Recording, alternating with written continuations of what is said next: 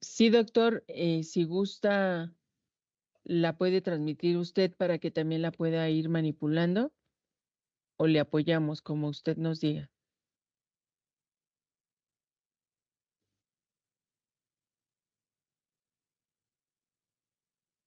Vamos a Muy ver si no buenas comparto tardes. pantalla. Ya se ve, Jaime.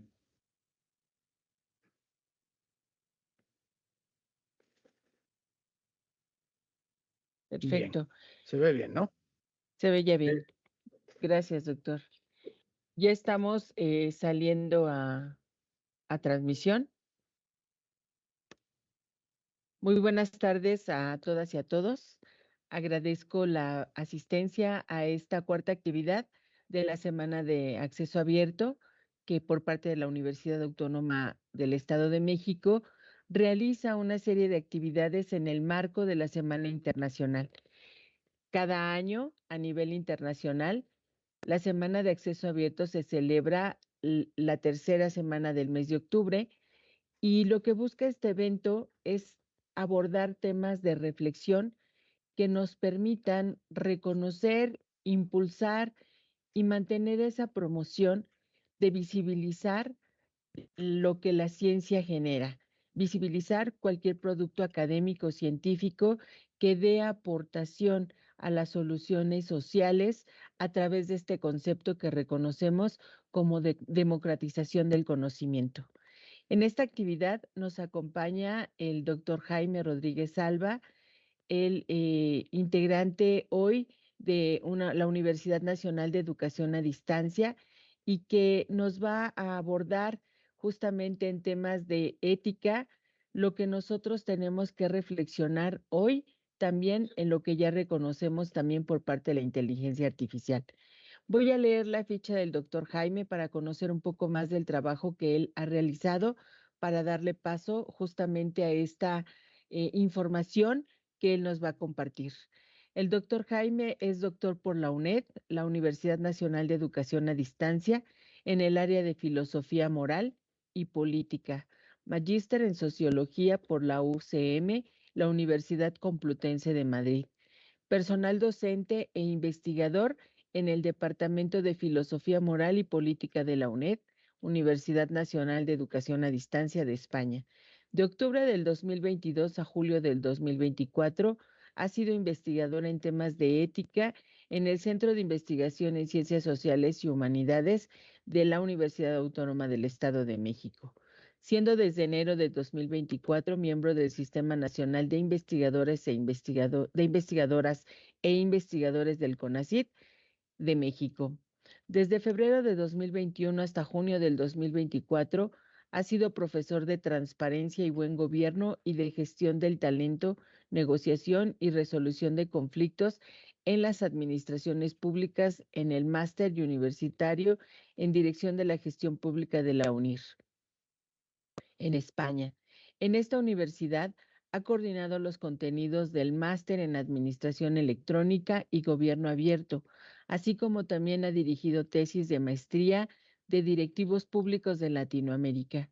También ha dirigido numerosas tesis de maestría realizadas por estos directivos que ya comentaba.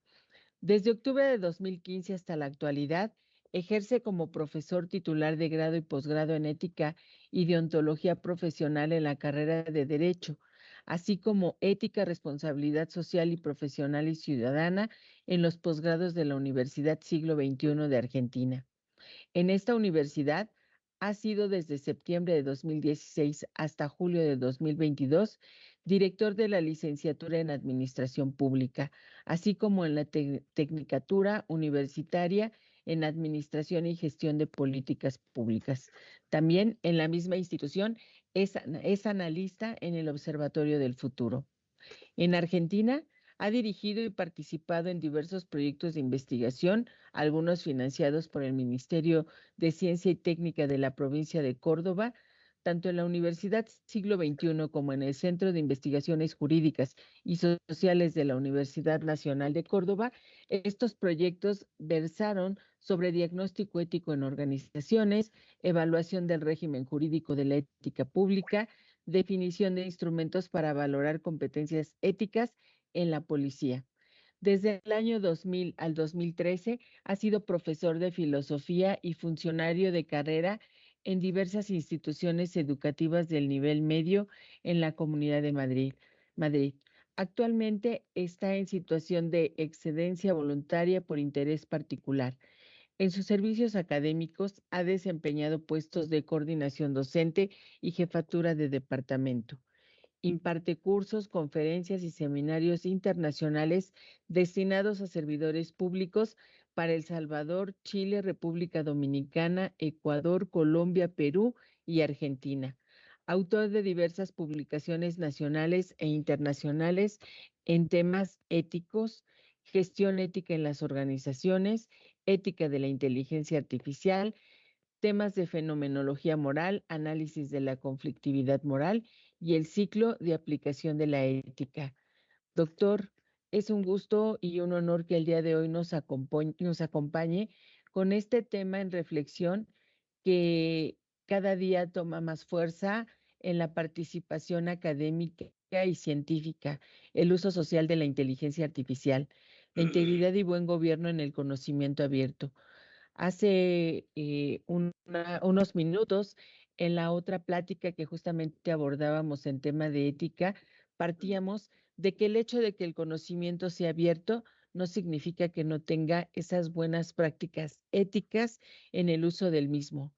Estoy segura que lo que usted nos va a compartir va a sumar mucho de la contribución que el día de hoy nos deja en reflexión el tema ético.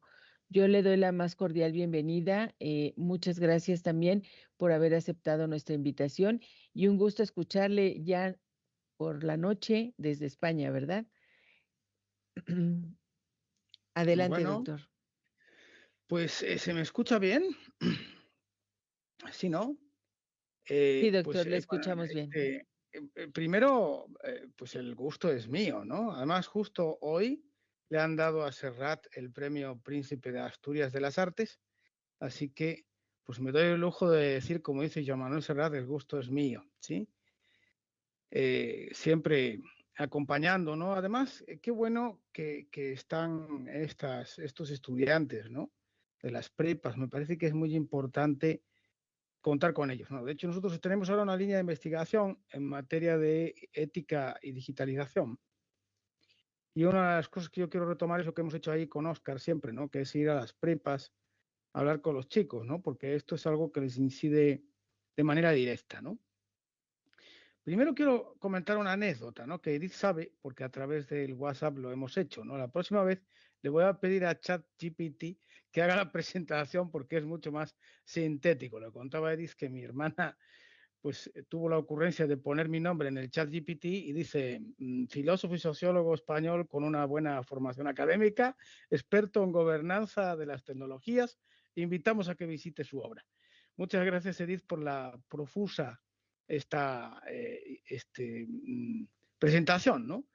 ¿Qué es lo que a mí me gustaría que hoy pudiéramos platicar? Si no me equivoco, tengo como una hora y lo interesante sería que después pudiéramos platicar, ¿no?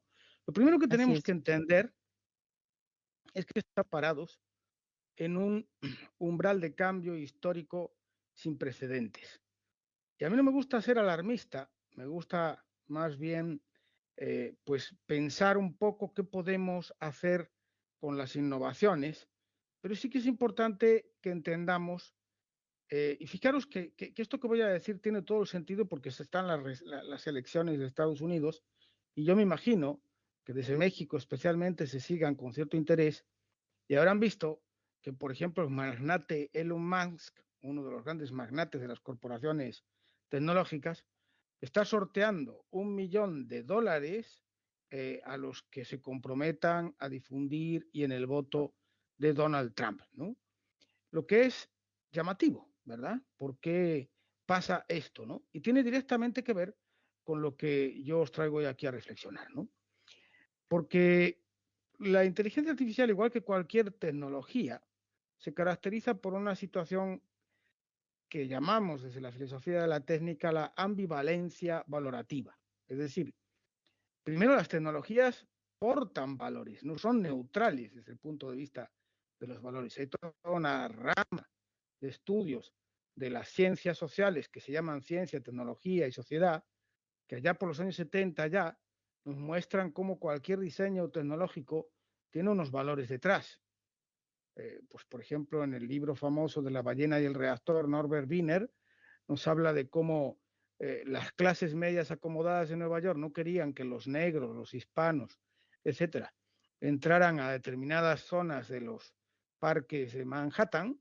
Entonces, pues quisieron poner unos túneles, unos pasos de vehículos, de modo tal que los camiones, es decir, los autobuses, no podían entrar. Es decir, el diseño de ese puente no era un diseño que no tuviera una intención detrás, ¿no? Se quería reservar determinados espacios. Y esto, bueno, ya desde la construcción de la famosa ciudad dual de París está presente, ¿no?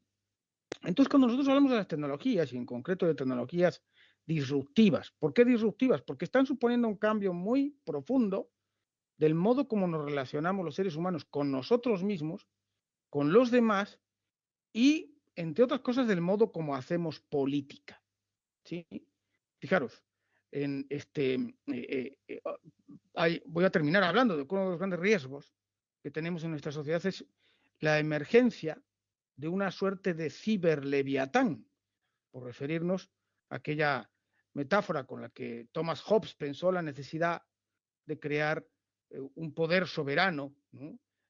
Ahí en los albores de la modernidad. Entonces, todo lo que nosotros pensamos respecto a las instituciones políticas que hoy nos gobiernan está en entredicho precisamente por la inteligencia artificial, como vamos a ver, ¿no?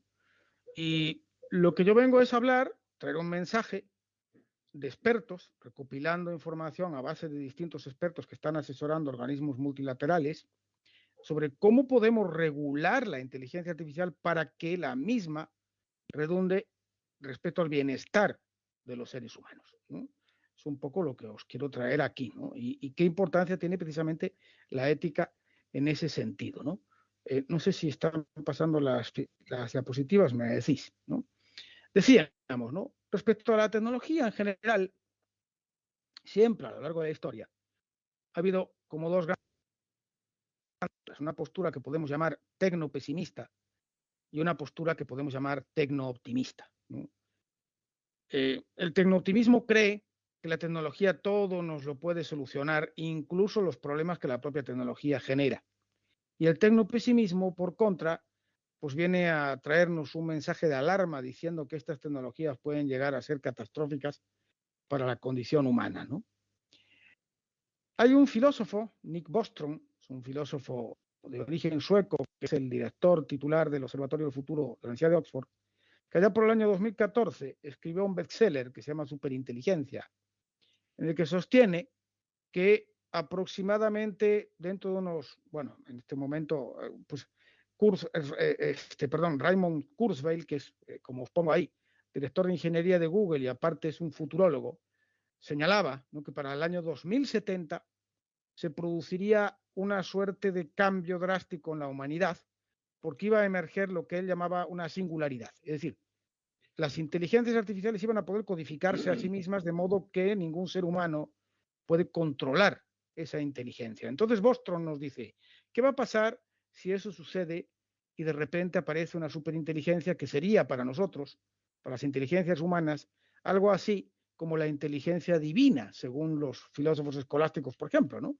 Si los seres humanos no podemos conocer cómo funciona la mente de Dios, ¿no? Bueno, Bostrom en esa obra, de manera un tanto catastrofista, ensaña diversas ideas. Una de ellas es lo que llama la voluntad coherentemente extrapolada. Pero a mí lo significativo es que esos mensajes alarmistas no son, digamos, que del todo verídicos. Y es un poco lo que voy a exponer hoy en la argumentación. En primer lugar, porque lo que llamamos inteligencia artificial propiamente no es inteligencia.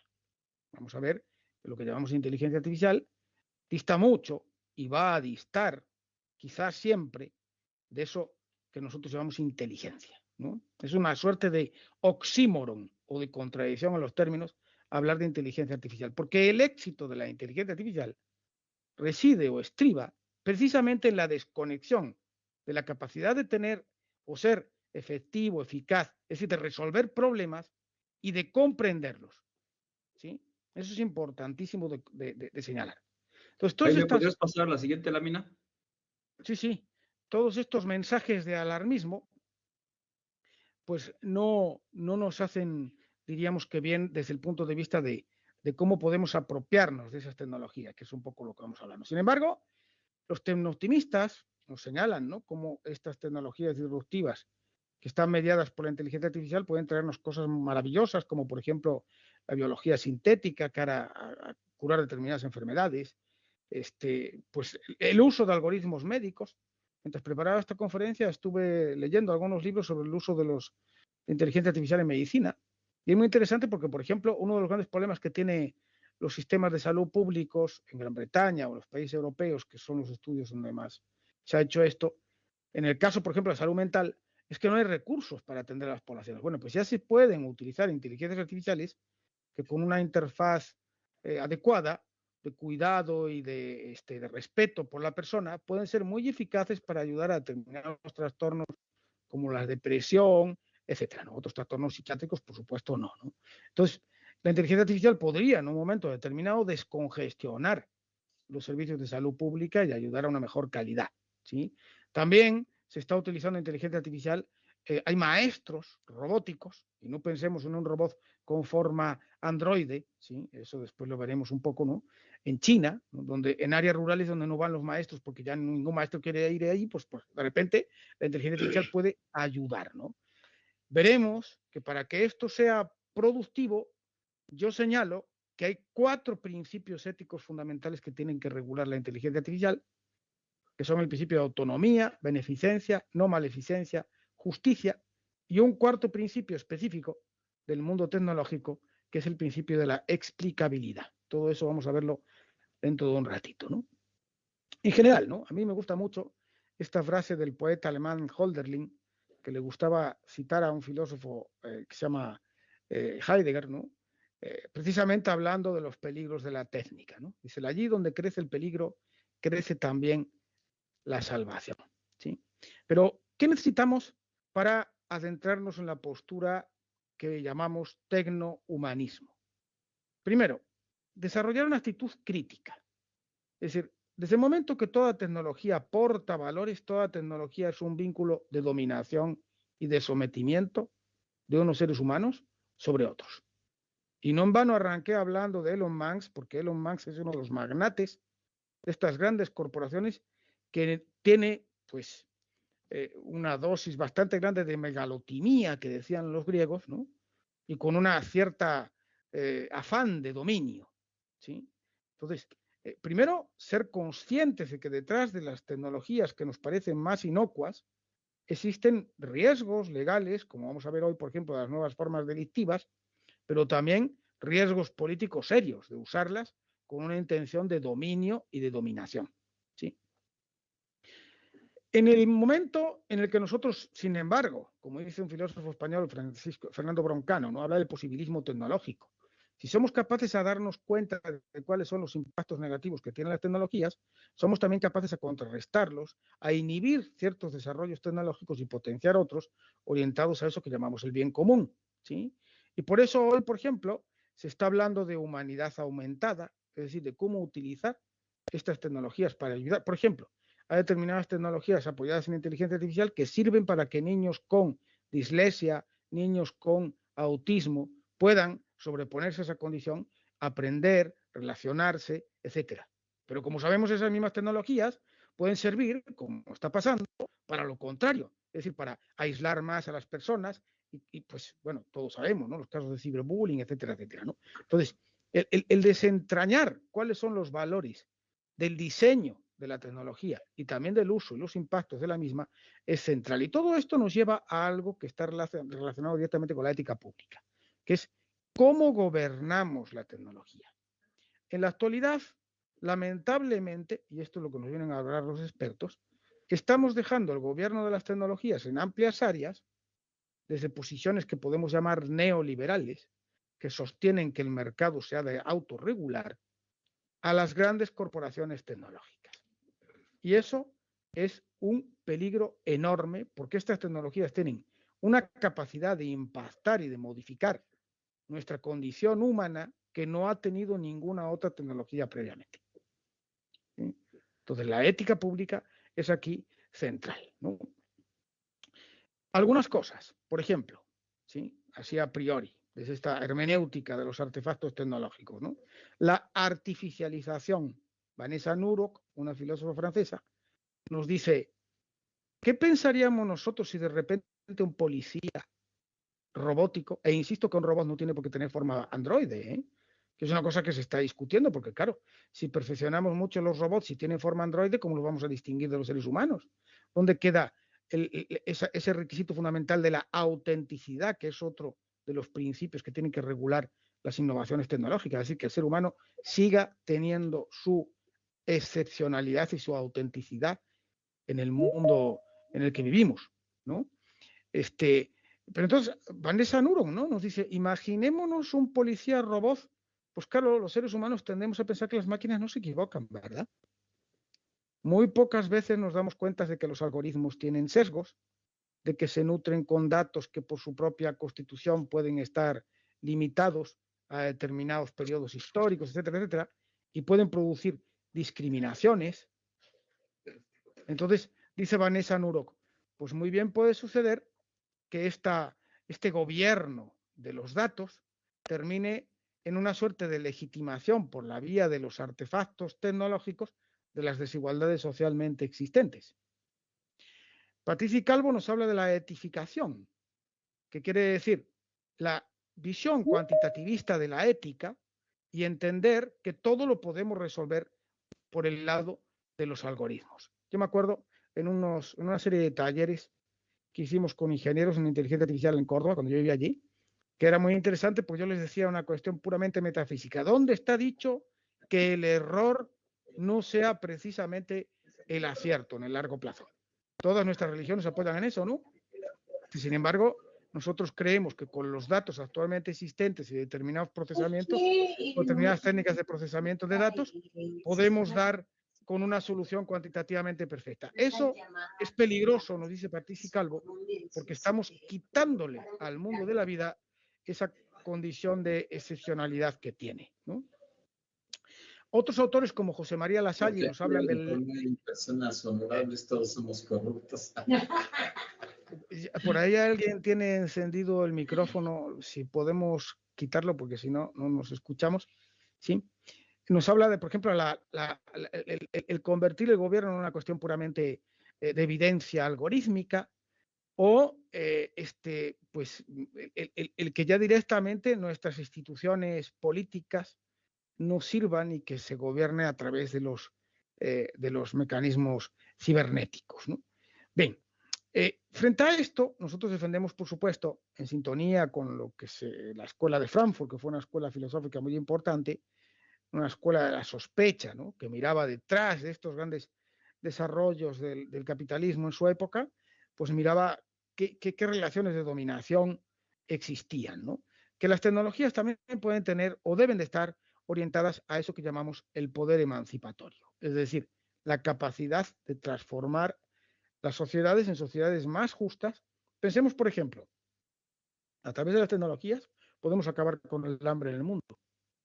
Podemos dejar de consumir las cantidades de carne que consumimos si somos capaces de crear carne de manera artificial o alimentos que lo sustituyan. En fin, ahí podemos recaptar emisiones de dióxido.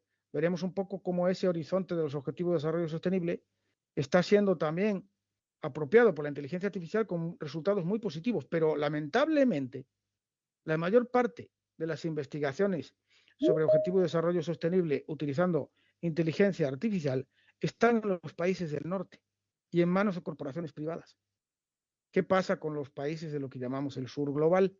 Solo hay 2 proyectos de investigación que utilizan inteligencia artificial respecto a los ODS, en los 5, perdón, en los países del sur global. Solo 5. El resto están todos en los países como Gran Bretaña, Estados Unidos, China, lo que potencia y reafirma todavía más las desigualdades globales, ¿no? Es decir, ser conscientes, decimos, de que la inteligencia artificial, igual que cualquier tecnología, comporta unos valores. Ahora bien, ¿qué es esto de la inteligencia artificial y por qué es importante que comprendamos frente a estas visiones alarmistas que la inteligencia artificial tal como hoy está y probablemente como vaya a estar siempre, propiamente no es inteligencia. Fijaros, existen más de 170 definiciones diferentes de inteligencia artificial. Es decir, ya es como sospechoso, porque desde el punto de vista científico, lo que tiene que hacer una comunidad científica es consensuar una definición. Si hay más de 170 definiciones distintas, es que cuando hablamos de inteligencia artificial estamos hablando de grupos de tecnologías, ciencias, métodos que comparten aquello que Wittgenstein llamaba un aire de familia, pero no se trata propiamente de una definición científica, ¿sí? Y aquí algo que me parece importante para entender qué es la tesis que yo voy a sostener aquí. Vamos a retrotraernos a 1955, cuando Minsky, Roster y Shannon, científicos especializados en cibernética, etcétera, inventaron eso de la inteligencia artificial y dijeron, el problema de la inteligencia artificial, dice, es el de hacer que una máquina se comporte de una manera inteligente si un ser humano se comportara así. Es decir, eso serviría como si yo dijera, una lavadora se comportaría inteligentemente si un ser humano se comportara como una lavadora. Claro, pero es que un ser humano no se comporta como una lavadora. Es decir, estamos dando una definición de inteligencia artificial en la que definimos la inteligencia artificial modificando la inteligencia humana respecto a determinado parámetro de lo que entendemos por inteligencia. El propio Turing, al que se le debe el test de Turing, mediante el cual se trataba de analizar si una máquina podía realmente pensar o no, yo creo que él nunca se tomó eso en serio, la verdad. ¿Sí? Una máquina no puede pensar porque carece de la capacidad de procesar semántica, cosa que hacemos nosotros, los seres humanos, ¿no?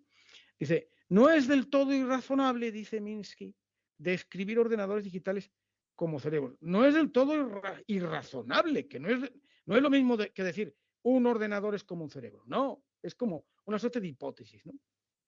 Algunos expertos, como Luciano Floridi, dice algo muy importante. El éxito de la inteligencia artificial reside en el fondo en que nosotros creamos entornos que se adaptan a las necesidades de esa manera de procesar estadística los datos. Es decir, desde hace un tiempo a esta parte, vivimos en sociedades en las que estamos constantemente datificando, digitalizando y por lo tanto nutriendo con datos esa inteligencia artificial. Una de las grandes superpotencias de la inteligencia artificial es China. ¿Y por qué? Porque en China hay millones de personas que a través de sus teléfonos móviles o cualquier dispositivo están constantemente enviando datos.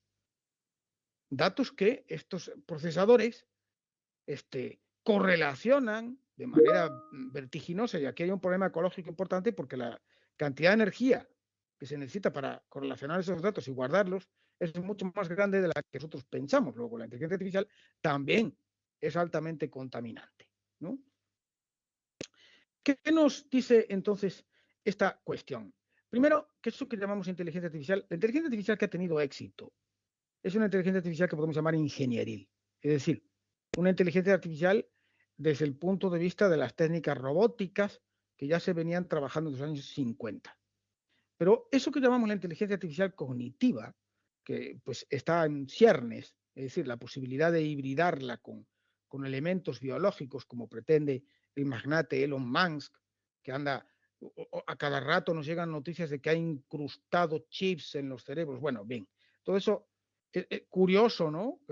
Manera de darse propaganda a su propia empresa, ¿sí? Pero desde el momento, o sea, la actualidad eso no ha tenido mucho éxito. Y lo más similar, que son aquellas inteligencias artificiales especializadas en procesar emociones o que se caracterizan por procesamiento del lenguaje natural, es que es el lenguaje que los seres humanos hablamos, como ChatGPT, propiamente no razonan ni comprenden, proceden estadísticamente. Y si no hacen la prueba, como hizo mi hermana y después hice yo, de preguntarle a ChatGPT o OpenAI o cualquiera de las inteligencias artificiales por vuestro nombre o por el nombre de alguien que conozcáis, y ya veréis como cada vez os dice una cosa distinta, pero en el fondo lo que está es, lo saca de Internet, por supuesto, correlaciona bits de información de Internet, ¿no? Bien, ahora bien, Aquí esto no quiere decir tampoco que no tengamos que ser cautelosos. Es decir, vivimos, ¿y por qué? Porque nosotros vivimos o habitamos eso que se llama la infoesfera, una mutación muy profunda del modo como los seres humanos nos relacionamos con el mundo. Fijaros, hasta hace poco, hasta hace una década, se hablaba de que estábamos online u offline, ¿sí? Pero ahora se dice que estamos on life, es decir, porque nuestra vida está ya de hecho online. Aunque no nos demos cuenta, aunque no tengamos puesto las redes sociales, etcétera, estamos constantemente manejándonos y atravesados por datos que están en esa infoesfera. Y es más, fijaros, ¿qué produce Elon Musk? ¿Qué produce Facebook? No producen nada, solo gestionan datos. Y sin embargo son los tipos más ricos del mundo. Eso es lo que se llama capitalismo cognitivo. Algunos autores le llaman capitalismo de las emociones también. Es decir, lo que crea valor, lo que produce riqueza hoy desde el punto de vista de esta nueva forma de capitalismo, ya no es la industria tradicional, ni es el sector primario, etcétera, sino los datos. Y esto también es interesante porque uno de los grandes riesgos que tiene la inteligencia artificial es el impacto precisamente sobre el mundo del trabajo. Aproximadamente, y de hecho, las economías más afectadas son aquellas en las que el sector servicios, es decir, aquel sector que se caracteriza de un modo u otro por manipular esta información, por trabajar con esa información, va a ser el más afectado, ¿no? Bien, riesgo inminente, que ya está, esto que llamamos el espacio público automatizado, ¿sí? Fijaros, el presidente argentino Javier Milei, que yo lo sigo porque es realmente increíble de entender que alguien así esté gobernando un país, ¿no? Todos los días se maneja con aproximadamente 500 o 600 tweets. No lo hace él, por supuesto. Él no va a estar pendiente de responder. Es decir, lo que los argentinos piensan del mundo político está mediatizado por tweets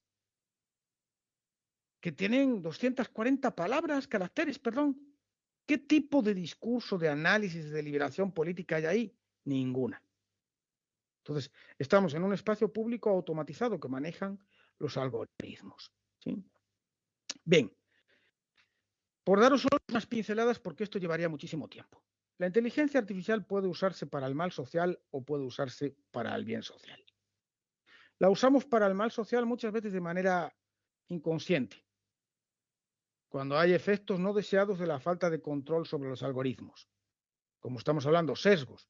Hay, por ejemplo, el uso de determinadas inteligencias artificiales básicas, pero como Compass, un software que se utilizó en el servicio penal estadounidense y que después se descubrió que tenía sesgos raciales. Entonces los negros, según Compass, tenían más probabilidad de reincidir en el delito que los blancos, porque los datos estaban sesgados. Evidencias no concluyentes que generaban injusticias, opacidad, evidencias equivocadas, resultado de datos de mala calidad o con pocos datos, en fin. Hay otro tipo de problemas que derivan de la dificultad que tenemos de controlar los algoritmos, porque lógicamente para controlar un algoritmo hay que tener lenguaje de programación, saber lenguaje de programación, y los ciudadanos usualmente no sabemos eso, ¿no? Y luego hay otro tipo de males, de mal uso de esa inteligencia artificial que ya está siendo, como por ejemplo el uso de drones con inteligencia artificial. Ya se están usando en la guerra actual de Palestina o en la guerra de Ucrania, ya se están usando drones que ocasionan muchas víctimas, pero ya los están usando los narcotraficantes, por ejemplo, sistemas autominios, los narcotraficantes están usando ya, por ejemplo, determinados submarinos que se manejan solos.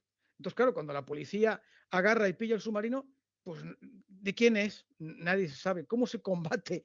Porque si no está adecuadamente ese software que dirige ese submarino, si no hay una huella que permita identificar quién es el titular, quién lo hizo, dónde, etcétera, es muy difícil perseguir al delincuente y una de las condiciones básicas en derecho penal es esa, ¿no? La mens rea y que exista una intencionalidad y que exista un cuerpo o algún hecho delictivo que se pueda constatar. Entonces, evidentemente, esos son lo que se llaman los delitos de inteligencia artificial. Otros delitos que están empezando a proliferar porque ya se está ensayando esto, con 20 minutos de conversación de cualquiera de nosotros que sea grabada por una inteligencia artificial, un sistema de inteligencia artificial con red neural profunda, puede emular nuestra conversación y luego nos llama a nosotros mismos para decir, usando nuestra voz, imaginaros qué bien le va a venir eso a un secuestrador o a alguien que quiera timarnos en nombre del banco. ¿Sí? ¿Qué es lo que se dice desde el mundo de vista del derecho para contrarrestar eso? Bueno, pues el derecho, claro, tenemos un derecho que está pensado para los papeles, no para los algoritmos. Necesitamos un cumplimiento legal durante el proceso mismo de ejecución de delito, no después, ¿sí? Sino durante el mismo proceso de ejecución. Necesitamos modificar los parámetros de responsabilidad penal, por ejemplo, introduciendo como responsabilidad también la autoría mediada, el mando, las consecuencias probables, como ocurre en el mundo del derecho ambiental, y después técnicas de supervisión. Bien, también podemos usar, decíamos, la inteligencia artificial para el bien social. Y aquí, aparte de los ODS que ya se están utilizando inteligencia artificial, como estábamos diciendo, bien, algo que es importante es que la inteligencia artificial conduce al bien social cuando lo sometemos a una serie de principios éticos que posteriormente voy a explicar. En primer lugar, el principio de beneficencia. Es decir, cualquier inteligencia artificial tiene que ser usada de manera que potencie la autonomía, la libertad y la dignidad del ser humano. ¿Sí? Cuando no lo hace, no es una inteligencia artificial para el bien social. A esto tenemos que añadir, como veremos en un ratito, porque os voy a explicar en qué consisten estos principios, el de justicia, no maleficencia y autonomía. Ahora bien, fijaros, en esto no puedo entrar mucho porque quiero como avanzar para que luego podamos platicar un rato, que me parece que es lo más interesante, ¿no? ¿Qué es y por qué es tan importante esto que hace la ingeniera Edith y su equipo? Esto que llamamos el conocimiento abierto. Ya desde la antigüedad, desde la República de Platón en adelante, se nos cuenta algo que es muy importante. El conocimiento no reside solo en los datos. ¿Sí? Y esto intuitivamente es tan simple de entender como que, por ejemplo, los datos. Yo voy y me hago una radiografía y yo pues veo esa radiografía y qué más me da que yo vea esa radiografía que no, si no sé leer una radiografía. Eso tiene que hacerlo un médico radiólogo o un experto. Es decir, los datos lo son siempre, se conforman como información a través de procesos de conocimiento. ¿Sí? Es decir, una comprensión profunda apoyada en la información y la experiencia. Y esto es fundamental para entender que la inteligencia artificial tiene que ser un auxilio de conocimiento, pues por ejemplo, de los profesionales médicos, de los abogados, de cualquier profesional. Porque la experiencia que ese profesional tiene y esa capacidad de comprensión que ese profesional tiene no la puede tener ni la tendrá jamás una inteligencia artificial, salvo para una concepción que convierte lo humano en máquina, que es precisamente lo que busca el capitalismo cognitivo, porque lógicamente eso incrementa los beneficios y la eficacia de manera exponencial. ¿Sí? Bien, para nosotros poder hacer frente a estos retos que supone esta inteligencia artificial para el bien social y que contrarreste la inteligencia artificial para el mal social, necesitamos el Estado. Porque el Estado es el que tiene la capacidad de gobernar a los demás actores. Por eso se habla de la metagobernanza por parte del Estado. Y fijaros, una obra, a mí me gusta siempre dejar obras ahí para que las podáis consultar y después a través de Edith yo también dejo la presentación si la queréis para el que le interese estos temas, ¿no? Oscar Oslak, en un libro que habla del Estado en la era exponencial, en la era de las tecnologías exponenciales, ¿no? Que está disponible en Internet, nos dice confianza y transparencia, equilibrio entre la innovación y la regulación. Todo eso tiene que ver con la ética pública. No podemos tener confianza y no podemos tener transparencia si no potenciamos la ética en las organizaciones innovadoras, productoras de tecnología y en las relaciones que las tecnologías tienen que tener con la comunidad, ¿no? Otro libro maravilloso que también os dejo la referencia, El Estado en la era meta, es decir, un buen uso de la inteligencia artificial y de las tecnologías exponenciales pueden llevarnos a que los procesos de gestión pública sean mejores, por supuesto. Pensemos, por ejemplo, en la realidad que se llama aumentada, la capacidad de utilizar determinados dispositivos tecnológicos para simular, etcétera. Eso nos va a ayudar como ciudadanos y a los políticos, los gestores públicos, a mejorar la gestión, ¿verdad? De manera indiscutible. A ver, me parece que se atrancó la diapositiva aquí. ¿Sí?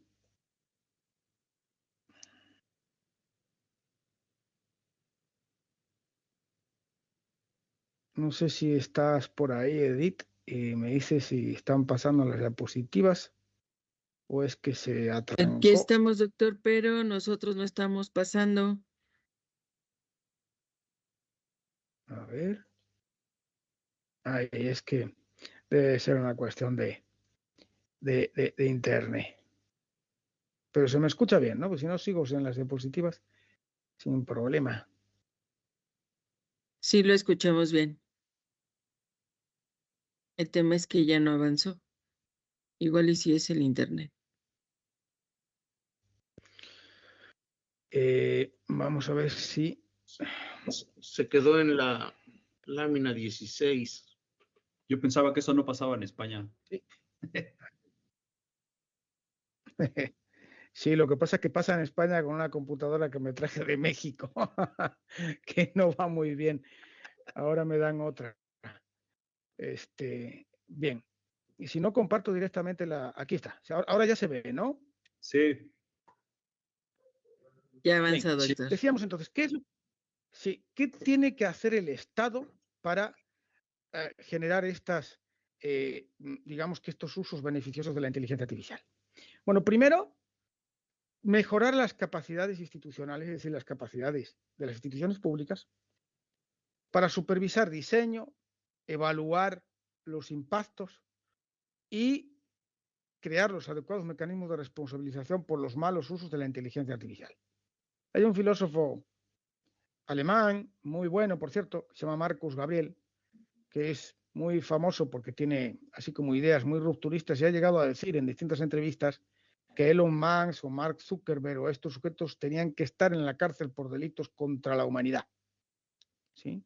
Yo no sé si tanto, no voy a decir eso, no voy a decir que luego me vea envuelto en alguna denuncia, ¿no? Pero el hecho es que hay determinados usos de la inteligencia artificial que no son ingenuos y que estos magnates conocen. Y de hecho, fijaros, en Europa se está avanzando en una legislación para prohibir el uso de redes sociales a menores de edad o regular el uso durante determinado tiempo, que no se utilicen en las escuelas, que no puedan acceder a determinados contenidos, etcétera, etcétera.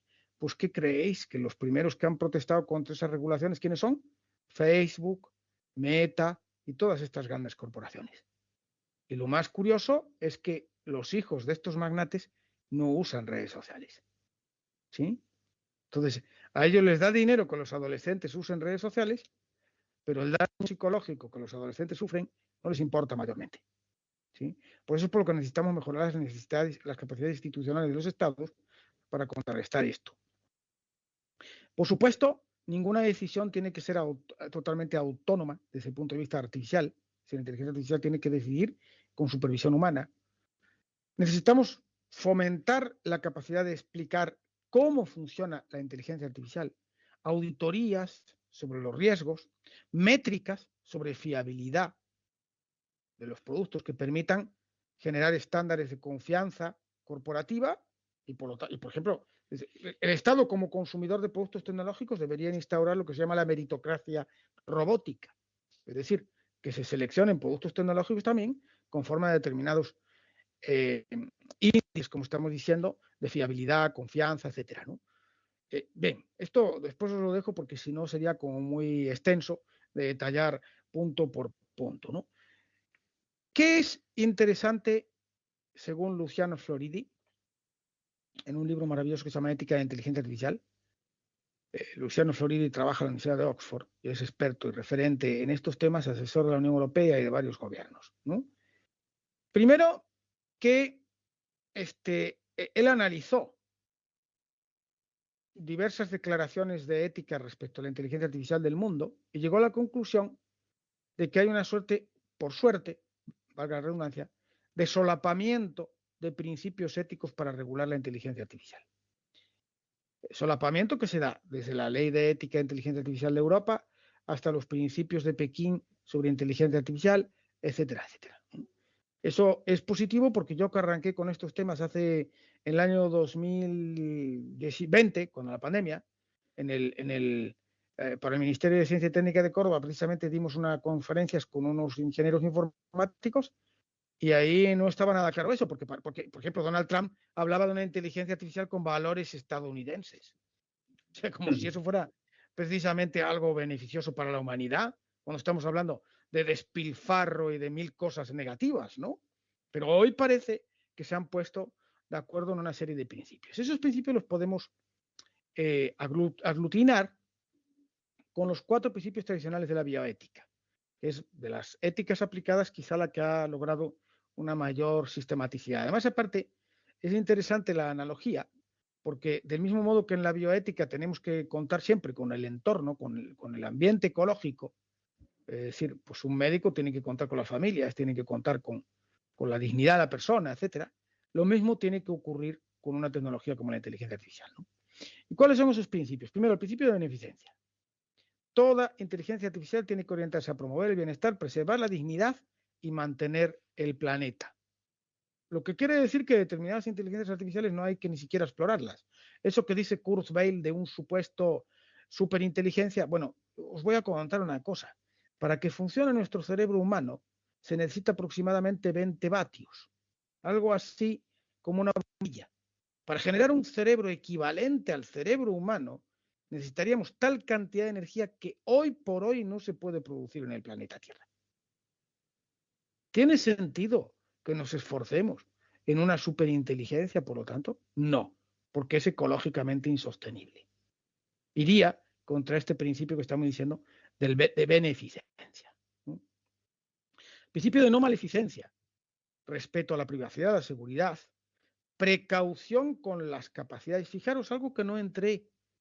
Si nosotros hacemos robots con forma humana cada vez más imperceptible, suponiendo que desarrollen la capacidad de moverse, percibir, etcétera, afín a la nuestra, ¿qué garantías tenemos de que esos robots no vayan a violar, usurpar identidades, etcétera, etcétera? ¿No? Controlemos, por lo tanto, las capacidades de esos inventos tecnológicos, ¿no? La autonomía. Y eso quiere decir, primero, no vamos a aceptar ninguna inteligencia artificial que vaya contra la autonomía del ser humano. El ser humano tiene que tener autonomía y libertad porque son 2 rasgos centrales que definen a la persona. Y eso supone restringir la autonomía de las máquinas. Si lo llevamos al mundo laboral, las máquinas tienen que ser complemento, nunca sustituto. ¿Sí? Y por supuesto una metaautonomía, la capacidad de que esa autonomía de los sistemas artificiales sea reversible. La justicia, prosperidad, solidaridad, evitar la injusticia. Os comentaba este mal síntoma de que las investigaciones en inteligencia artificial se concentran en los países ricos. Y un principio fundamental para la inteligencia artificial que es la explicabilidad, que tiene 2 sentidos. Por un lado, ¿cómo funciona eso? Y tiene que ser dicho de modo que cualquiera lo pueda comprender y, por supuesto, mejorar nuestras capacidades educativas para que las personas comprendan qué es un algoritmo, cómo funciona, etcétera, etcétera, ¿no?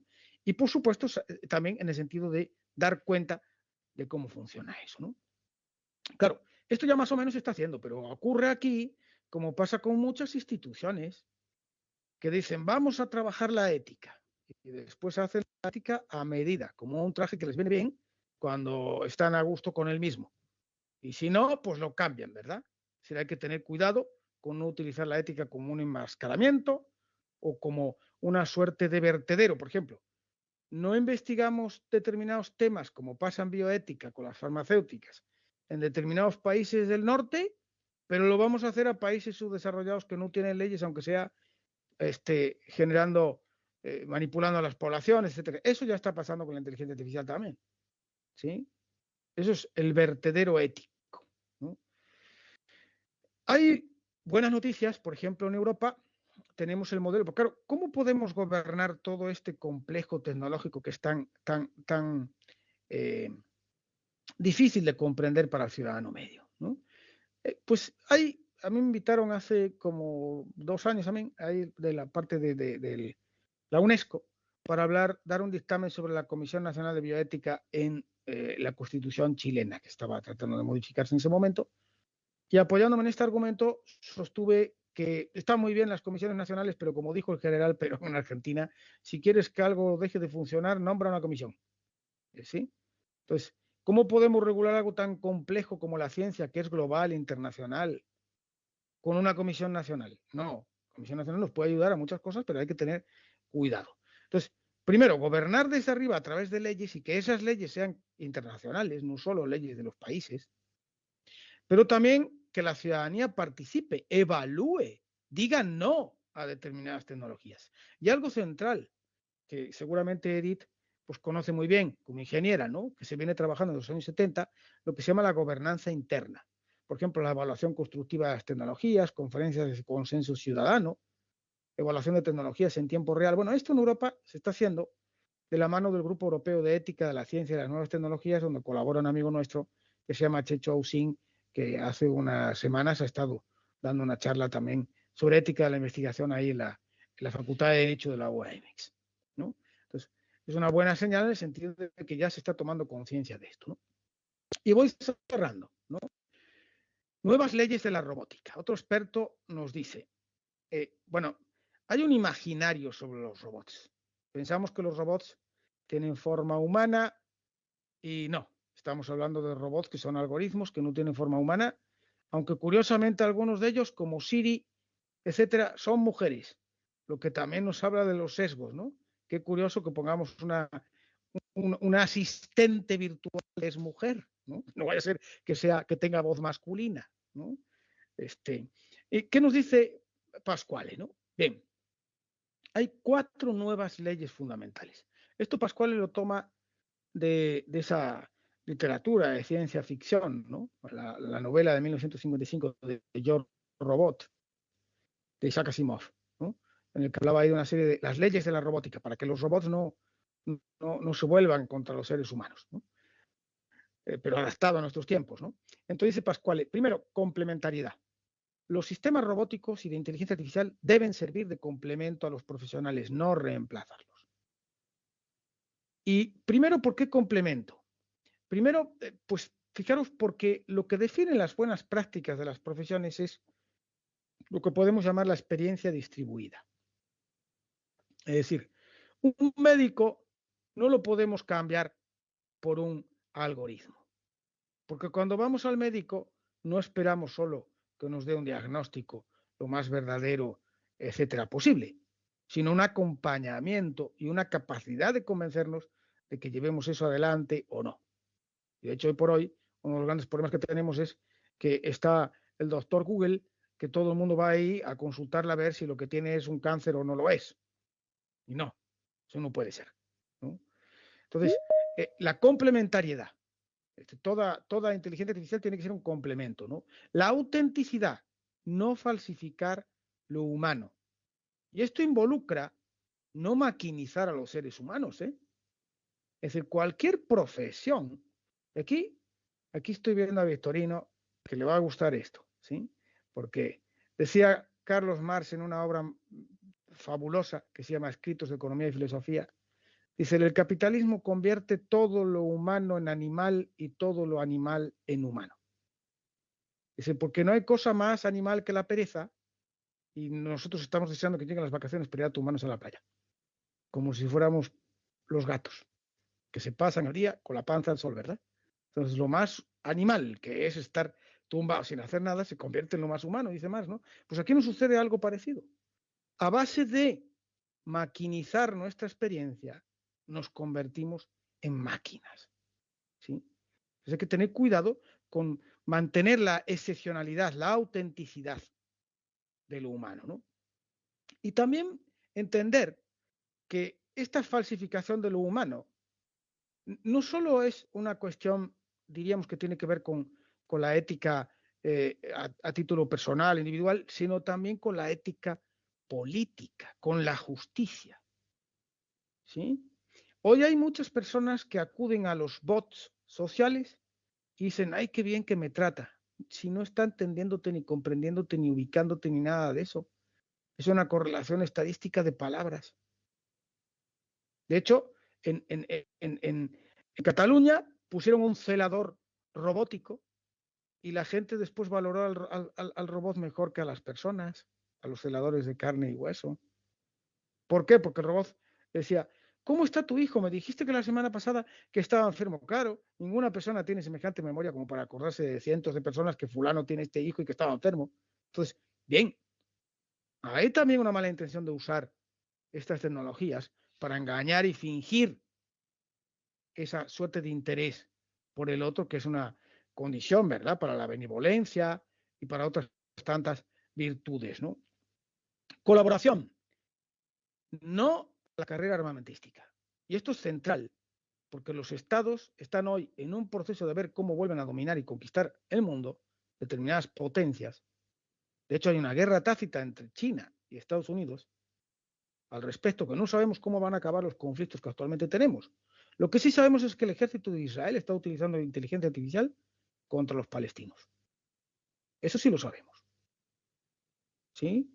Entonces, armas de destrucción masiva con inteligencia artificial, drones despiadados, técnicas de reconocimiento facial.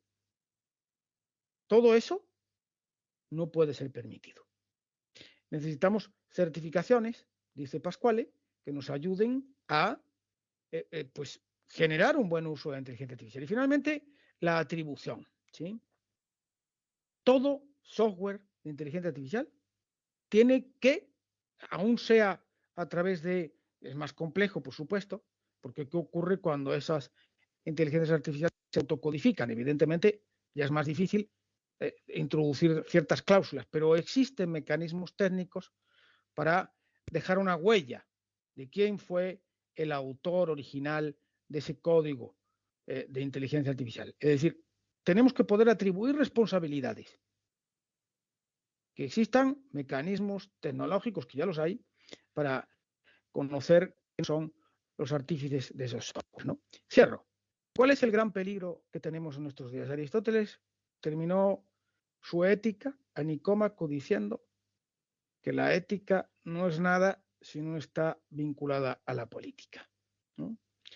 En nuestros días tenemos un gran problema porque los que tienen que regular esas tecnologías para el bien social, o al contrario, dejarlas en manos de estos nuevos oligarcas o señores feudales del ciberpoder tecnológico, van a ser elegidos.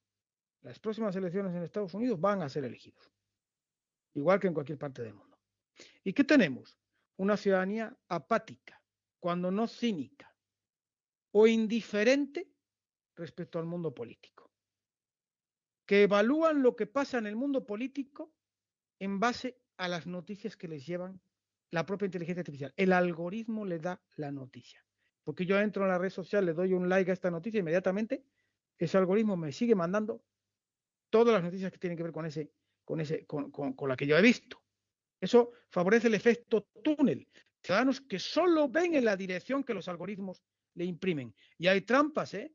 Elon Musk hizo trampas violando leyes internacionales de regulación y de protección de datos para hacer que determinados tweets suyos lleguen a cualquier usuario de Twitter encima con mentiras, lo que se llama las fake news. Un grupo de periodistas en Estados Unidos, que esto es un movimiento global que se llama chequeados, que contrastan lo que dicen los políticos con la verdad y la verdad empírica. Pues si yo digo, por ejemplo, está lloviendo y no está lloviendo, estoy mintiendo. Que no se nos venga a decir, es que la verdad es relativa. No, hay verdades que son relativas y otras no. ¿Sí? Hay una historia de un maestro zen que dijo, la verdad es relativa. Le bajó con una porra en la cabeza y esto es verdad o no. A ver, si es relativo, ¿sí? Entonces, pues no todo es relativo. Pues algunos presidentes, como el expresidente Donald Trump, durante su gobierno dijeron 40.000 mentiras. 40.000 mentiras, que se dice pronto. Cada vez que abría la boca decía una mentira. ¿Sí? Entonces ya no importa la verdad ni la mentira en política. Y esto además encima alimenta lo que llama Jonathan Haidt, que acaba de sacar un libro maravilloso que se llama Los cretinos digitales. ¿Sí? Potencia, pues eso que llama él las tribus morales, porque la gente empieza a leer solo lo que está de acuerdo con lo que la tribu dice. Cuando todas nuestras democracias se apoyan en la deliberación, en la discusión, en el supuesto triunfo del mejor argumento, en la capacidad de escuchar al otro. ¿Sí? Y aquí de repente, pues, qué sé yo, dicen, el presidente Andrés Manuel López Obrador se reunió con Nicolás Maduro para convertirnos en... A ver, es una mentira, pero como empezó a circular por este medio y el otro la replicó, igual digo ese ejemplo porque es el caso de México, ¿no? Que bueno, del expresidente, ¿sí? Pero así pasa en todo el mundo, es una tribu moral. Es decir, se ve en las noticias la información que confirma el propio sesgo que se quiere tener. Todo lo que ha definido nuestra institucionalidad moderna, que pasa sobre todo por la creación de espacios de deliberación pública en las que decidimos qué es lo bueno, qué es lo justo, etcétera, está hoy por hoy colonizado por una esfera pública dirigida por algoritmos y alimentada por los intereses de los magnates de las corporaciones tecnológicas. Por eso yo llamé a mi charla el uso social de la inteligencia artificial, porque la inteligencia artificial puede ser, por cerrar con la frase de Hölderlin, una cosa maravillosa para el ser humano. ¿Sí? Imaginaros el buen uso que se puede dar a la inteligencia artificial como ChatGPT en la educación. Nosotros vamos a hacer yo voy a estudiar eso en unos cursos que nos están dando ahora sobre eso, el uso de ChatGPT para ser mejor docente. Está maravilloso, nadie dice que no. Pero ojo, que estamos constantemente dirigidos por algoritmos y por ciertos sujetos que no quieren que esos algoritmos estén regulados o subordinados a la ética, sino que desean que el mercado lo arbitre. Y yo me acuerdo, ya con esto sí que cierro, ¿sí? Que hace muchos años, cuando una enfermedad que se llamó el síndrome de las vacas locas, o también conocida como encefalopatía espongiforme, o enfermedad de Creutzfeldt-Jacobs, es una enfermedad que produce que el cerebro se te convierte en una esponja y evidentemente pierde neuronas y las personas se terminan muriendo.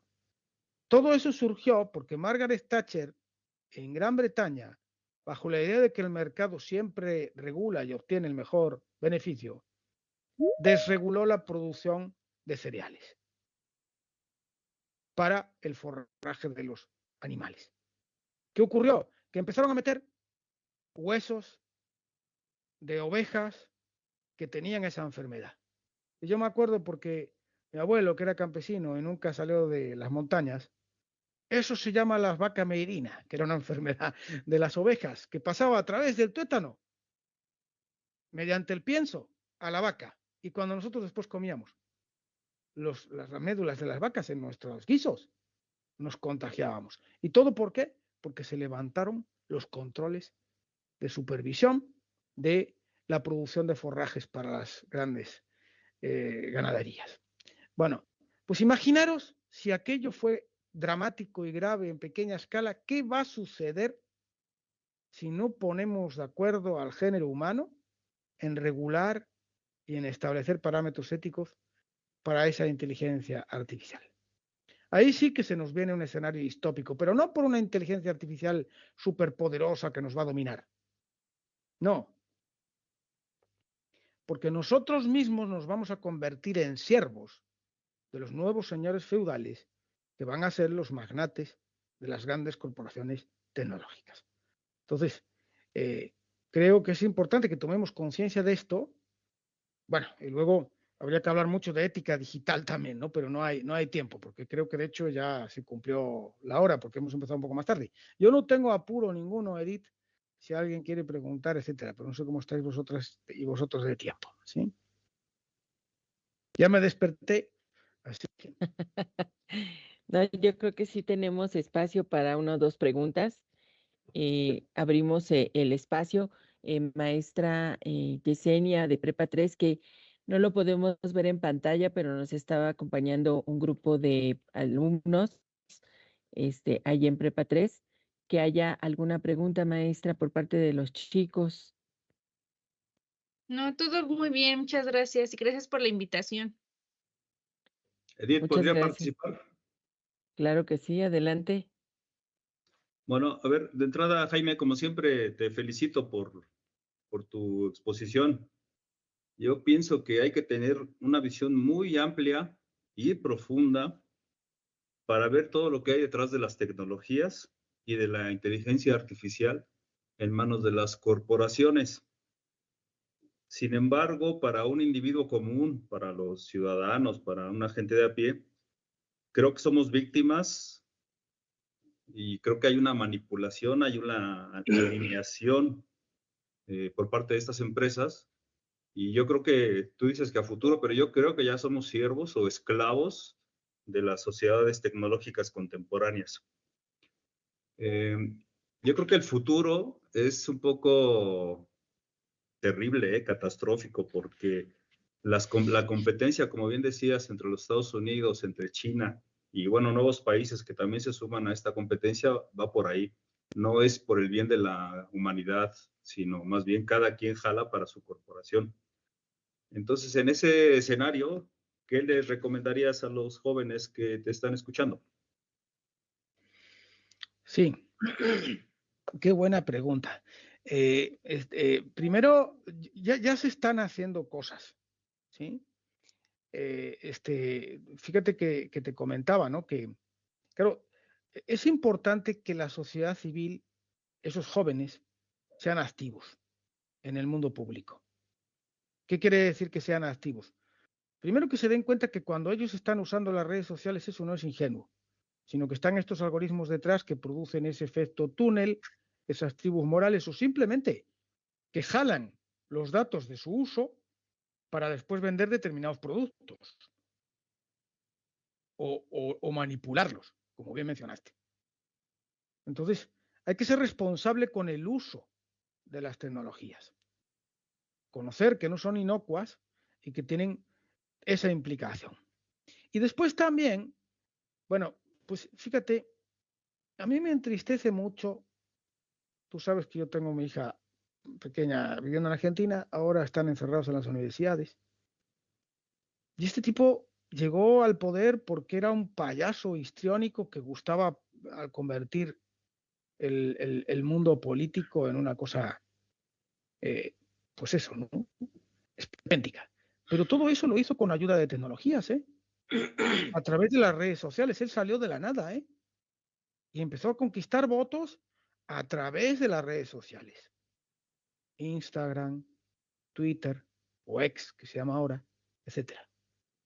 Entonces, yo creo que hay una idea muy bonita que se llama la filosofía de la sospecha. Sospecha, subespectare, mirar por debajo de las apariencias. Creo que los jóvenes tienen sobre todo esa responsabilidad. Es decir, sospechar y participar. ¿Sí? Participar pues, en denunciar, en no seguir, no aplaudir, no dar el famoso like.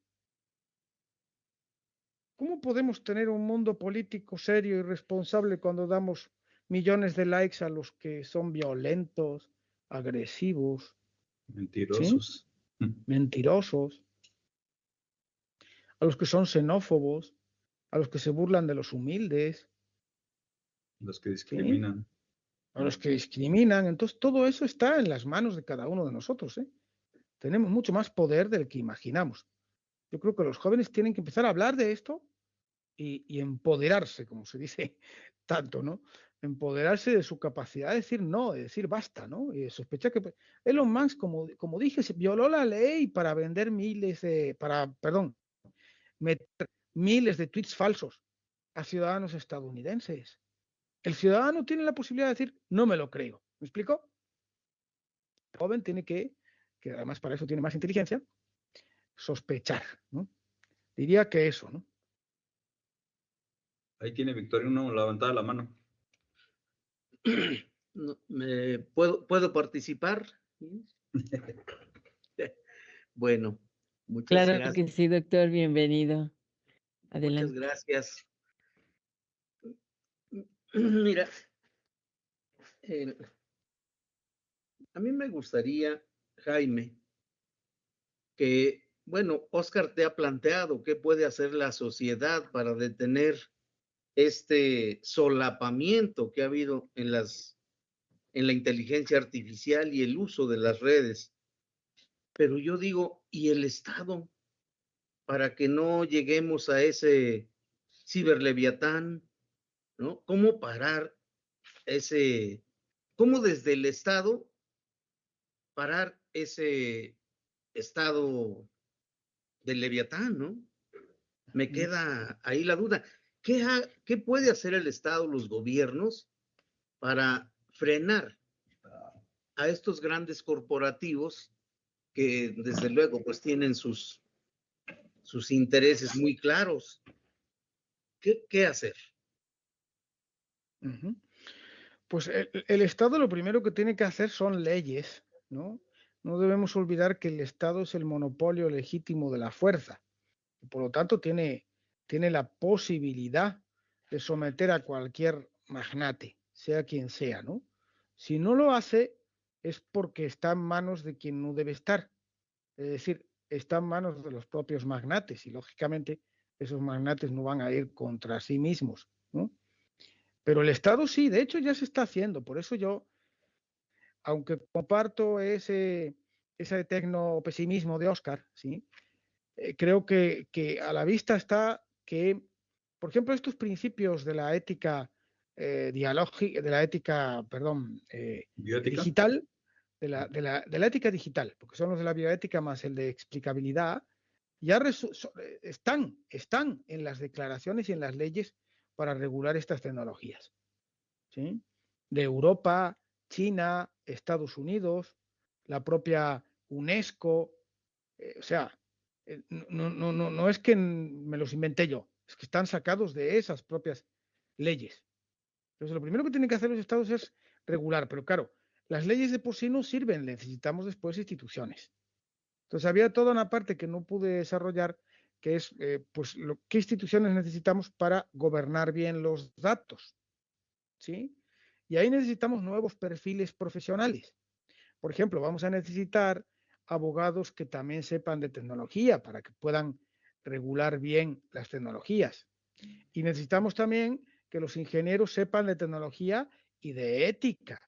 Una de las cosas que se ha, que han de, fijaros, parte de los principios éticos de la inteligencia artificial surge de asociaciones de ingenieros, ¿eh? Eso es muy interesante. Y hay ahora todo un movimiento de ingenieros que trabajan para estas grandes corporaciones que están denunciando a esas grandes corporaciones por cómo se saltan cosas como los reglamentos de protección de datos que tienen que ver con ese principio de no maleficencia, ¿sí? Entonces, los estados tienen que tener un plan estratégico nacional para la inteligencia artificial que involucre la creación de nuevas leyes, nuevos perfiles profesionales, que se fomente el conocimiento de la ética y de los derechos en la ciudadanía, pero también por parte de los profesionales. Todo eso ya se está haciendo, ¿sí? Yo creo que ahora el tema está en que, claro, hay pues países que ven en esto de la inteligencia artificial una oportunidad muy grande, al margen de la ley, ¿sí? Son países que generalmente son pobres y de repente, pero fíjate, hasta en eso existe un nivel de explotación tremenda. ¿Ustedes saben dónde están la mayor parte de los programadores del mundo? En la India y en Brasil. Son ingenieros en software que cobran aproximadamente 2 o 3 veces menos que lo que cobra un estadounidense o europeo. Pues eso hace tiempo que los sociólogos le llaman el cognitariado, es decir, el proletariado cognitivo. ¿Y quién formó esos ingenieros? El Estado. Es el Estado indio, el Estado brasileño, con sus universidades públicas, formaron esos ingenieros, y luego si no tienen un plan o una estrategia de inteligencia artificial, acaban sirviendo ¿a quiénes? A las grandes corporaciones multinacionales. Que los propios estados tienen que, de algún modo, ser productores también de inteligencia artificial. Y trabajar, evidentemente, con el mundo privado, lo que supone también regulación, la famosa regulación de los partenariados público-privados. ¿Sí? Y sobre todo poner límites. Fíjate, aquí os comentaba antes el caso de la ley que se puso para regular el uso de redes sociales por parte de menores. Claro, obviamente, Meta protestó porque pierde mucho dinero si los jóvenes son los que más redes sociales consumen. Y dijeron, pues me voy de la Unión Europea. Y la Unión Europea le dijo, pues vete, ya está. ¿Sí? Si quieres te vas, ¿no? Comes y te vas. ¿Y se fueron o no se fueron? No, que se iban a ir. Hicieron la pataleta, pero no se fueron porque saben que no les interesa. Es decir, esa es la cuestión también, ¿no? Fíjate que siempre, ¿no? Claro, pero esto también es importante, esto que dice Vitorino, porque hay como una suerte de excusa, ¿no? No pongas demasiadas leyes ni regules mucho, porque si no frenas la innovación. Bueno, bien, es que ¿para qué estamos nosotros en el mundo público? Para garantizar los derechos y proteger los derechos de las personas. Entonces, si esto hacemos con evidencia científica que genera daños, hoy hay, por ejemplo, toda una rama que se llama la neuroeducación, que señala que el abuso de redes sociales en determinados perfiles psicológicos, niños menores de 7 años, etcétera, es terriblemente dañino para la capacidad de atención, de memoria y el desarrollo cognitivo. Bueno, si la ciencia nos dice eso, el Estado, cuando es responsable, como por ejemplo ha sido el caso del Estado sueco, dice, se acabó, no más redes sociales en las escuelas y no más tablets ni teléfonos, nada, hasta los 7 o 8 años creo que lo puso el gobierno sueco. Claro, llegan IBM bueno, IBM ya no, ¿verdad? Pero llega cualquiera de estas corporaciones tecnológicas y dice, no, pero a través de la tecnología vamos a mejorar. Sí, claro, nadie dice que no, si la sabemos usar bien. Y si la diseñamos bien, también, ¿no? Entonces el Estado tiene que regular y poner institución y luego hacer cumplir la ley, claro, que esa es la parte donde también. Y ahí este mundo es muy complejo porque hay veces en las que el Estado no tiene armas tecnológicas para hacer cumplir la ley. Vuelvo a lo del submarino el ejemplo, ¿no? De los submarinos con inteligencia artificial. Lo pillan, ¿quién lo programó? ¿Quién lo diseñó? ¿Quién lo construyó? Si no tenemos el responsable, ¿cómo lo vamos a culpar? Imaginaros, pueden traficar con lo que les dé la gana. ¿Sí? Entonces, tiene que tecnologizarse el Estado. Y ahí las universidades son fundamentales. Y por eso cuando Edith me invitó me pareció muy interesante, ¿no? Porque son las que tienen que ayudar en todo este proceso. Que son las que tienen el conocimiento y la investigación. Gracias. Por nada, pues un gusto, ¿sí? Gracias, doctor Jaime. Sí, efectivamente, mucho que reflexionar, mucho también que analizar, como bien comentaba, cómo lo vamos a regular, porque quizá el uso sin esa forma de control podría transformarse en algo negativo, ¿no? El tema de la inteligencia artificial es realmente muy extenso y va muy de la mano también con el utilizarla de manera ética, ¿no? Bajo esos valores, bajo ese cuidado y que seguramente pues más adelante vamos a poder pues sumar un poco algunas otras pláticas que a lo mejor ya algunos otros o algunas otras opiniones, algunos otros conocedores del tema nos puedan aportar.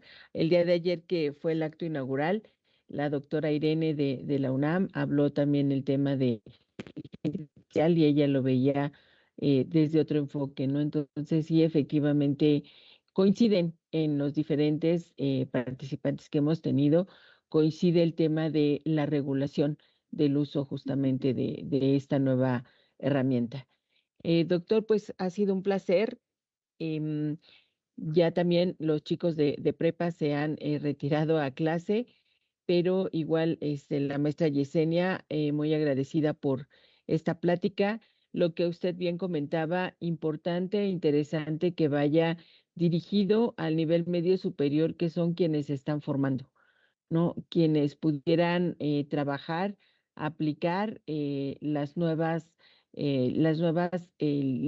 lineamientos, las nuevas herramientas en esa parte ética de usabilidad. Pues no me resta más que, si me lo permite, voy a compartir mi escritorio para poder presentar y hacerle llegar en un momento más este reconocimiento por su valiosa participación en esta actividad de la Oficina de Conocimiento Abierto. A la letra dice la Secretaría de Investigación y Estudios Avanzados, a través de la Oficina de Conocimiento Abierto, otorga el presente reconocimiento al doctor en Filosofía Jaime Rodríguez Alba por su destacada participación como ponente en la conferencia El uso social de la IA, integridad y buen gobierno en el conocimiento abierto, en el marco de la Semana Internacional de Acceso Abierto 2024, la comunidad frente a la comercialización. Octubre 2024, Patria, Ciencia, Trabajo. A la firma, la doctora en Ciencias Sociales, Marta Patricia Zarza Delgado, secretaria de Investigación y Estudios Avanzados, que también le envía un afectuoso saludo y de igual forma agradecida por esta colaboración que seguramente aporta mucho en estos tiempos de reflexión y que este evento a nivel internacional seguramente también pues agradece desde donde nos escuchen. Estas grabaciones se van a quedar disponibles y estaremos haciendo difusión posterior a estas fechas para que, bueno, las pueda consultar la propia comunidad y público en general. Le agradezco mucho, doctor, la participación. Un gusto siempre escucharle y bueno, pues nuevamente, gracias, doctor. Pues nada, muchas gracias a vosotras y vosotros por la invitación, ¿sí? Pues será un gusto que os pueda ver pronto, ¿sí? En presencia, ¿sí? Para celebrar, ¿no? El éxito de estas jornadas que seguro que serán así. Así que muchas gracias. Muchas gracias, doctor. Agradecemos a quienes nos acompañaron. Se liberó el link para que puedan hacer su registro, por favor. Nosotros, como Oficina de Conocimiento Abierto, estaremos al final de estas actividades enviando las constancias de quienes han hecho registros en más del 80% de las actividades.